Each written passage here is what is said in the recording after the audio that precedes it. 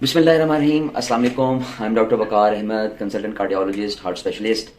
आपसे वक्तन फ़वक्तन बात होती रहती है, जो कि मैं बिल्कुल मुख्तसर बात करता हूँ ताकि कम वक्त में आप ज़्यादा से ज़्यादा बातें सीखें। तो आज का मौजू है वर्जिश और जिम। मैं कोई बॉडी बिल्डर नहीं हूँ, मैं कोई ट्रेनर नहीं हूँ, लेकिन मैं एक कार्डियोलॉजिस्ट ज़रूर हूँ और मैं समझता हूँ कि एक डॉक्टर होने के नाते वर्जिश के बॉडी के ऊपर क्या असरात होते हैं और कौन सी वर्जिश आपके लिए फ़ायदामंद होती है। आज की वीडियो जो जिम करने वाले हजरात हैं, बॉडी बिल्डर हजरात हैं, इवन जो ट्रेनर्स हैं, वो भी इससे बहुत मुस्तफ़ीद हो सकते हैं, बहुत फ़ायदा हासिल कर सकते हैं। तो सबसे पहले मैं आपको ये बताऊं कि जो हम वर्जिश करते हैं और अगर किसी का पेट बड़ा हुआ है या किसी के थाइज मोटे हैं या किसी की हिप्स पे फैट है, तो अक्सर हम ये देखते हैं कि हमें उस जगह की एक्सरसाइज करने के लिए कहा जाता है। जैसे अगर मेरा पेट बड़ा हुआ है तो मैं क्रंचीज करूंगा ताकि मेरे पेट पे चर्बी कम हो। तो ये सही तरीका नहीं है। क्यों सही तरीका नहीं है? हमारी बॉडी के ऊपर अल्लाह ताला ने जो लेयर्स बनाई हैं उसके ऊपर सबसे पहले जल्द आती है, फिर जल्द के नीचे एक टिश्यू पोर्शन आता है, उस टिश्यू के नीचे एक तय होती है चर्बी की, जिसके ऊपर आहिस्ता आहिस्ता आहिस्ता आहिस्ता चर्बी जमती है। जो हम खाते हैं, अगर हम वो कंज्यूम नहीं करते तो वो जिस्म के ऊपर जल्द और टिश्यू के नीचे जमना शुरू होती है और वो एक जल्द बन जाती है, एक मोटी जल्द बन जाती है चर्बी समेत। जो मसल होता है हमारा, जो पट्ठा होता है, जो गोश्त का बना होता है, वो इस चर्बी के नीचे होता है। यानी कि जल्द, टिश्यू, फिर चर्बी और फिर पट्ठा।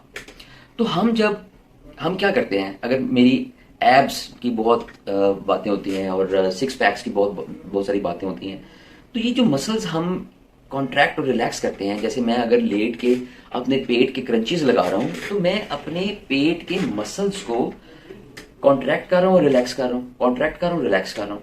उससे क्या होगा, वो मसल स्टिफ होता जाता है, सख्त होता जाता है और फूलना शुरू कर देता है, जिसको हम अपनी जुबान में हाइपरट्रॉफी कहते हैं।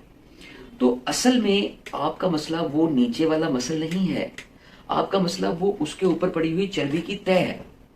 तो आप एक्सरसाइज जब करते हैं, पेट की एक्सरसाइज लगाते हैं, एब्स की एक्सरसाइज साइडों पे लगाते हैं, या कोई भी ऐसा काम करते हैं कि उस जगह की फैट कम हो जाए, या बहुत बड़ी एक मार्केट के अंदर मिसअंडरस्टैंडिंग है कि जहां पे फैट होती है वहां वो बेल्ट बांध देते हैं और वो उससे ये तासुर दिया जाता है कि इसके नीचे ये जो चर्बी है ये इससे पिघल रही है या वो वाइब्रेशन से पिघल रही है। तो ऐसा नहीं है, प्लीज ये अंडरस्टैंड करें, सब अंडरस्टैंड करें कि सबसे पहले आप अपने जिस्म के ऊपर जो चर्बी की तय है उसको कंज्यूम करें। वो कंज्यूम करने के मुख्तलिफ तरीके हैं, आप जॉगिंग कर सकते हैं, रनिंग कर सकते हैं, या ओवरऑल आप ऐसी एक्सरसाइजेस करें जिससे आपके जिस्म की चर्बी खत्म हो, जिससे आपकी एटीपीज खाएं। मसल्स जो हैं, जितना बड़ा ग्रुप ऑफ मसल्स आप एक्सरसाइज के अंदर इन्वॉल्व करेंगे, वो उतनी एनर्जी चाहेगा, उतनी एनर्जी डिमांड करेगा और आपकी उतनी चर्बी घुलेगी। जैसे सबसे बड़ा जो ग्रुप ऑफ मसल्स है वो थाइस का है, ठीक है। तो आप रनिंग करते हैं, वॉक करते हैं, जॉगिंग करते हैं, लेग्स की एक्सरसाइज करते हैं, तो इससे आपकी ज्यादा से ज्यादा जो एटीपीज हैं, एनर्जीज है, या जो आपकी चर्बी है वो पिघलती है। तो अब मैं आपको समझाना क्या चाह रहा हूं, मैं समझाना ये चाह रहा हूं कि हम एक्सरसाइज करते हैं, एक्चुअली वो उस मसल की एक्सरसाइज करने का इतना खास शुरू में फायदा नहीं होता जब तक उसके ऊपर एक चर्बी की तय है। जब आप ओवरऑल एक एक्सरसाइज करेंगे, आप उस चर्बी की तय को कंज्यूम करना शुरू करेंगे, तो नीचे से मसल जो है, पट्ठा जो है वो बाहर आ जाएगा, चर्बी ऊपर से खत्म हो जाएगी। फिर वो जो मसल आपको स्ट्रेट अवे नजर आना शुरू हो जाता है, उसके अंदर जो बारीक कट्स हैं या उसकी जो छोटी मोटी सी डेंटिंग पेंटिंग है, वो फिर क्रंचेस से या उस मसल की स्पेसिफिक एक्सरसाइज से बाहर आती है। तो इसलिए ये जो वर्जिश या जिम करने वाले हजरात हैं, या जो चाहते हैं कि उनका पेट कम हो, वो पेट की एक्सरसाइज ये सोच के तो जरूर करें कि आपकी ओवरऑल एनर्जी लग रही है, लेकिन पेट के मसल्स मुश्किल से कॉन्ट्रैक्ट होते हैं, मुश्किल से रिलैक्स होते हैं, जोर ज्यादा लगता है, लेकिन ये इतना बड़ा ग्रुप ऑफ मसल्स नहीं है, तो इसलिए ये ज्यादा एनर्जीज नहीं खाता।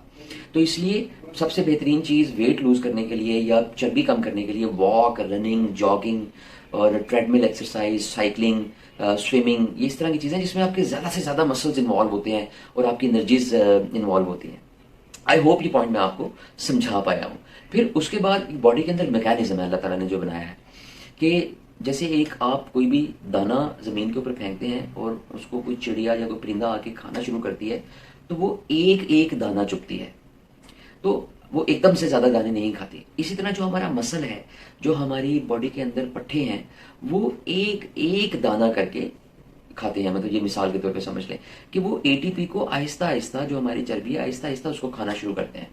तो इस एक्सरसाइज को कहते हैं एरोबिक एक्सरसाइज, कि आप आहिस्ता आहिस्ता अपनी बॉडी को एडजस्ट करें और उसमें आप ग्लूकोज आपकी इस्तेमाल होगी, शुगर बर्न होगी, फिर उसके बाद चर्बी बर्न होगी, लेकिन आहिस्ता आहिस्ता आपकी बॉडी उससे एडजस्ट करेगी, आपके मसल्स उससे एडजस्ट करेंगे, आपका हार्ट उससे एडजस्ट करेगा और आपकी बॉडी के ऊपर नेगेटिव असरात नहीं आएंगे।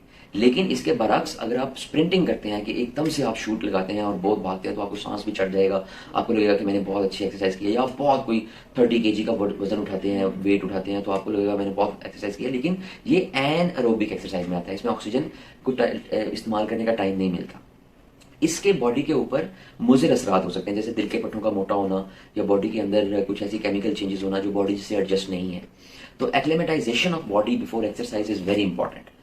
ठीक है, इसके बाद तीसरी अहम बात जो सिर्फ एक्सरसाइज जिम के हवाले से मैं बात करना चाहता हूँ कि जो स्टर्नस एक्सरसाइज करने वाले, जो बहुत शदीद हैवी एक्सरसाइज करने वाले लोग होते हैं, वो अपनी एक दफ़ा एकोकार्डियोग्राफी जरूर करवाएं, दिल का अल्ट्रासाउंड जरूर करवाएं, क्योंकि जिनके कुदरती तौर पे पट्टे मोटे होते हैं दिल के, वो एक खास कुदरती बीमारी होती है, अगर उनके पट्टे मोटे हैं तो उनकी दौराने वर्जिश स्टर्नस एक्सरसाइज के दौरान दिल की धड़कन सख्त हो सकती है, बंद हो सकती है। तो आई होप कि मैं एक्सरसाइज के हवाले से आपको बहुत सारी चीज़ें डिटेल में नहीं बता पाया हूँगा, लेकिन आपको शॉर्ट तरीके से मैंने कुछ बातें समझाई हैं। इस पर ज़रूर अमल करें और इसके बारे में जो भी आपके माइंड में सवाल आता है वो कमेंट सेक्शन में ज़रूर। Thank you so much.